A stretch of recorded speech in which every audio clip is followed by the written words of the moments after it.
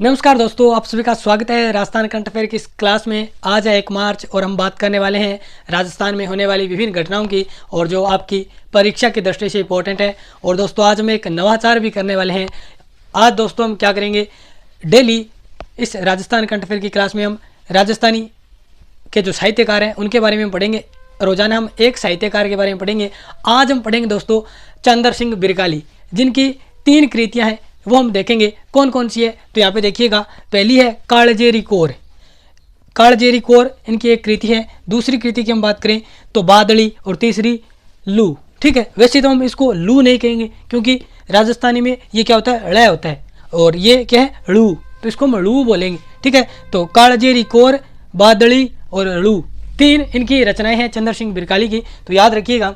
और इनकी जो लू या फिर हम लू कह सकते हैं, जो इनकी राजस्थानी रचना है उसकी एक लाइन मुझे बहुत ही ज़बरदस्त लगी। ठीक है, मैं आपको सुनाता हूँ। तो इन्होंने जो लू है उसका वर्णन किया है और उसके प्रभाव को दिखाया है कि तोवे जो धरती तप है, ऊपर तप है आकाश, यानी तोवे के समान धरती है वो तप रही है और उसके ऊपर क्या तप रहा है, आकाश तप रहा है। लू लपटासू दिश तप है, यानी लू लपटों से क्या हो रही है, दिशाएं, चारों दिशाएं तप रही है। और जीव तिपायण ताश, यानी इन सब को देखकर मेरा जीव है वो जल रहा है। ठीक है, ये इनकी एक रचना की लाइन थी जो मुझे याद आ रही थी। ठीक है, तो इनकी 3 रचनाएं हैं, कालजेरी कोर, लू और बादली। ठीक है, अब देखिएगा आज की करंट अफेयर की इस क्लास की हम शुरुआत करते हैं। पहला क्वेश्चन बहुत ही शानदार क्वेश्चन है कि नीति आयोग द्वारा जारी देश के अति पिछड़े और महत्वाकांक्षी 111 जिलों की डेल्टा रैंकिंग में राजस्थान के किस जिले को स्थान मिला है। यानी नीति आयोग जिसके द्वारा हाल ही में अति पिछड़े और महत्वाकांक्षी, यानी जो पिछड़े तो ही हैं लेकिन वो महत्वाकांक्षी है, यानी विकास की ओर बढ़ना चाहते हैं, उन देश भर के 111 जिलों की डेल्टा रैंकिंग जारी की है। इसमें राजस्थान के 12 जिला है उसको स्थान मिला है। ठीक है, तो याद रखिएगा जो 12 जिला है राजस्थान का, अपने राजस्थान का, उसको स्थान मिला है 111 जिलों में डेल्टा रैंकिंग में। और कौन सा स्थान, 11वां। जो 11 जिलों की जो ये डेल्टा रैंकिंग की गई थी अति पिछड़े और महत्वाकांक्षी जिलों की, इसमें हमारे 12 को 11वां स्थान मिला है। ठीक है, 111 में से 11वां स्थान मिला है। अब हम बात कर लेते हैं नीति आयोग की। नीति आयोग दोस्तों बात करते हैं, क्वेश्चन बहुत बार एग्जामों में पूछा जाता है कि नीति आयोग की स्थापना कब हुई, 2014, 2015, 2016, 2017। तो नीति आयोग की स्थापना हुई थी 2015। ठीक है, 1 जनवरी 2015। यहाँ पे मैं नीति आयोग की बात कर लेता हूँ। ये क्वेश्चन आपने देख लिया होगा, मैं इसको मिटा रहा हूँ, आपको नीति आयोग के बारे में बता रहा हूँ। ठीक है, यानी नीति आयोग के द्वारा जो हाल ही में अति पिछड़े और महत्वाकांक्षी 111 जिलों की डेल्टा रैंकिंग जारी की गई थी, उसमें हमारे 12 को स्थान मिला है, राजस्थान का एकमात्र जिला, और इसका रैंक कौन सा, ये 111 जिलों में से 11वीं। ठीक है, अब मैं नीति आयोग के बारे में आपसे बातें कर लेता हूँ क्योंकि यहाँ से क्वेश्चन पूछा जाता है। तो नीति आयोग दोस्तों देखिएगा, स्थापना की बात करते हैं, 1 जनवरी 2015। और नीति आयोग का जो अध्यक्ष होता है वो होता है पीएम। ठीक है, वर्तमान में हमारे जो प्रधानमंत्री हैं माननीय नरेंद्र मोदी जी, तो अध्यक्ष कौन होता है, पीएम। इसके अलावा उपाध्यक्ष की बात करें तो वर्तमान में जो सुमन बेरी है वो नीति आयोग की उपाध्यक्ष है।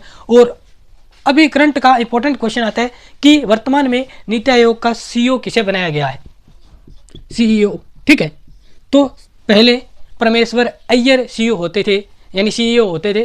अब इनके स्थान पर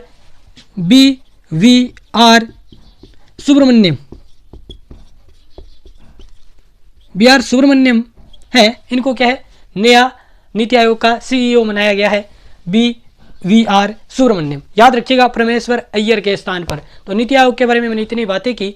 अब देखिएगा ये जितनी भी नीतियां हैं, ठीक है, केंद्र सरकार की, वो बनाता है। अब इससे पहले क्या कोई नीतियां नहीं बनाता था। नीति आयोग की जगह पहले क्या होता था, योजना आयोग, जो योजनाएं नीतियां बनाता था। ठीक है, योजना आयोग। और इसी योजना आयोग की जगह 1 जनवरी 2015 को इसी योजना आयोग का नाम बदलकर क्या कर दिया गया, नीति आयोग, इसे बोलते हैं नीति। तो इस नीति की फुल फॉर्म देखिएगा, national institute for Indian transforming India, ठीक है, लिख दे रहा हूँ मैं यहाँ पे, नेशनल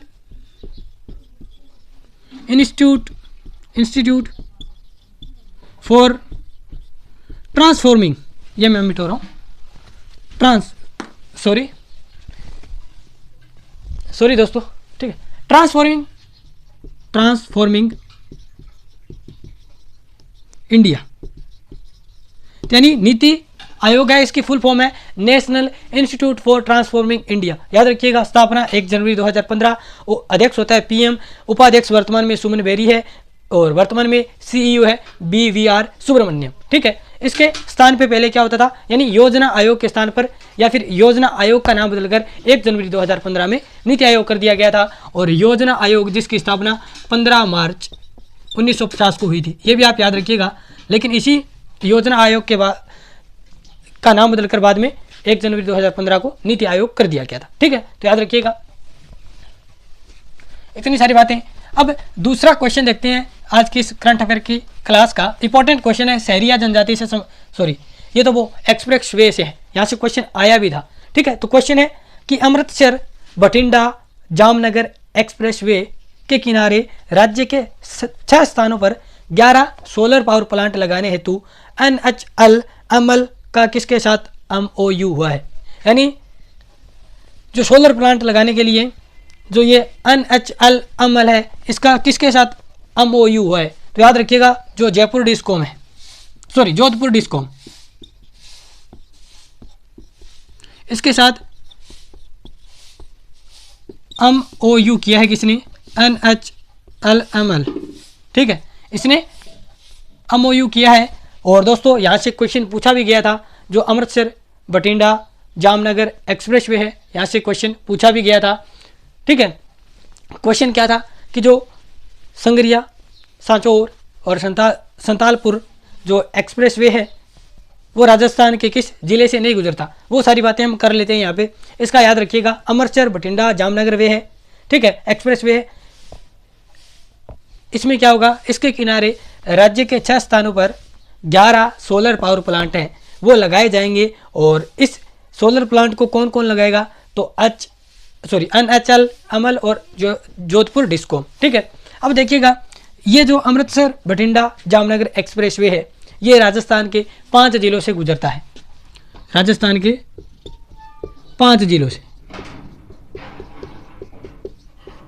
ठीक है, अब वो जिले कौन कौन से हैं और राजस्थान में इसकी लंबाई कितनी है, 637 किलोमीटर। ठीक है, अमृतसर से जामनगर, यानी अमृतसर से बठिंडा और जामनगर, अमृतसर का भी है पंजाब में और जामनगर गुजरात में। तो ये एक्सप्रेस वे है, राजस्थान के 5 जिलों से गुजरेगा। कौन कौन से जिले हैं, तो गंगानगर, श्री गंगानगर, हनुमानगढ़, बीकानेर, जोधपुर और जैसलमेर, सॉरी बाड़मेर। ठीक है, इन 5 जिलों से राजस्थान के ये गुजरेगा, राजस्थान के 5 जिलों से गुजरेगा। कुल लंबाई है इसकी 637 किलोमीटर। ये क्वेश्चन पूछा गया था। ठीक है, तो याद रखिएगा 5 जिलों से गुजरेगा।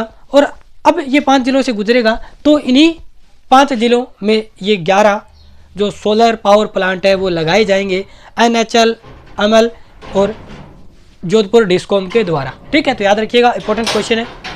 अगला क्वेश्चन हम देखते हैं। ये क्वेश्चन मैं मिटा रहा हूँ, आपने समझ लिया होगा आसानी से। अब देखिएगा जो अगला क्वेश्चन हमारे सामने आता है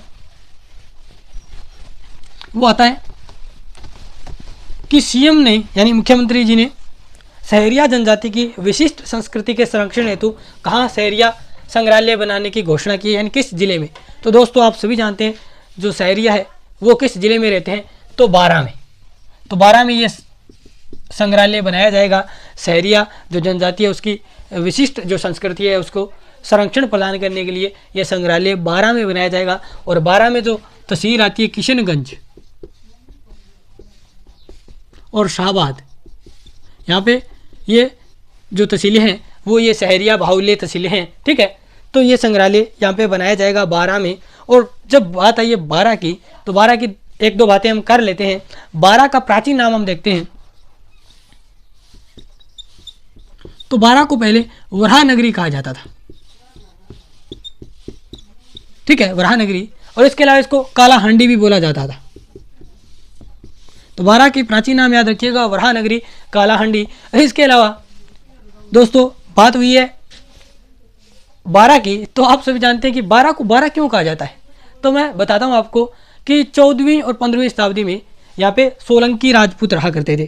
ठीक है, ये बारां वाला स्थान है ना, यहाँ पे सोलंकी राजपूत 14वीं और 15वीं शताब्दी में रहा करते थे और इनके अंडर में जो गांव आते थे वो 12 गांव आते थे, इसी कारण इसको बारां कहा जाता है। और बारां दोस्तों आप सभी जानते हैं मसालों के लिए फेमस है, इसको मसाला नगरी भी कहा जाता है। और मसाला उत्पादन में ये यानी सर्वाधिक मसाला उत्पादन बारां से होता है। और मसालों में भी किस मसाले का, तो धनिये का।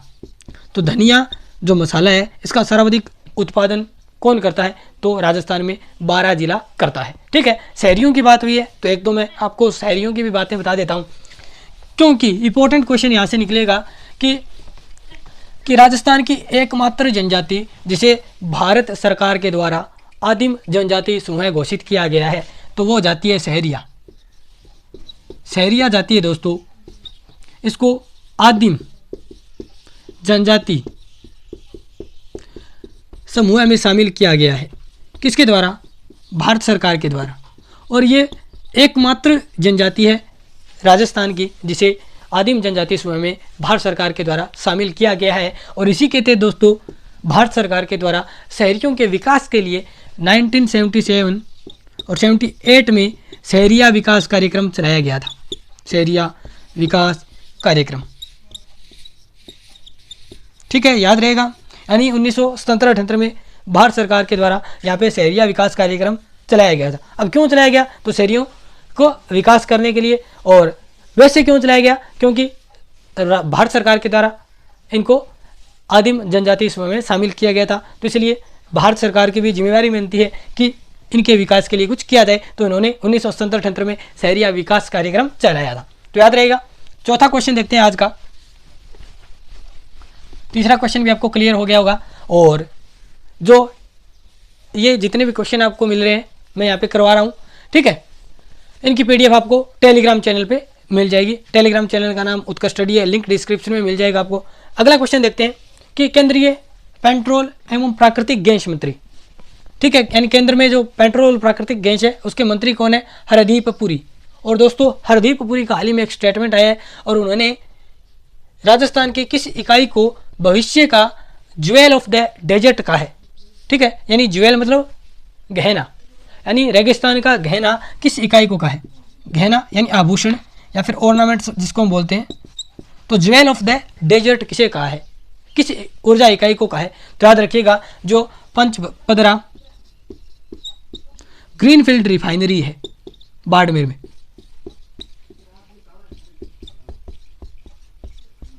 जो ग्रीनफील्ड रिफाइनरी है पंचपदरा बाड़मेर में, उसको जो केंद्रीय पेट्रोल और प्राकृतिक गैस मंत्री है हरदीप पुरी, उनके द्वारा इनको भविष्य का ज्वेल ऑफ द डेजर्ट कहा गया है। यानी ये भविष्य में रेगिस्तान का गहना, ज्वेल यानी ज्वेल से ही बना है ज्वेलरीज, ठीक है, ज्वेलरी बनी है, शब्द बना है। तो ज्वेल का मतलब होता है गहना, तो इसे रेगिस्तान का भविष्य का गहना कहा है किसने? केंद्रीय पेट्रोल व प्राकृतिक गैस जो मंत्री है हरदीप पुरी ने। और किसको कहा है? Pachpadra greenfield refinery Barmer. और दोस्तों इसकी स्थापना दोस्तों दो जो है ये एक संयुक्त उपक्रम है किस किस का? तो आप सभी जानते हैं HPCL का प्लस जो आपकी राजस्थान या राज्य सरकार है अपनी, और दोनों का जो इनका जो अनुपात है वो है 76:24, ठीक है, ये भी याद रखिएगा।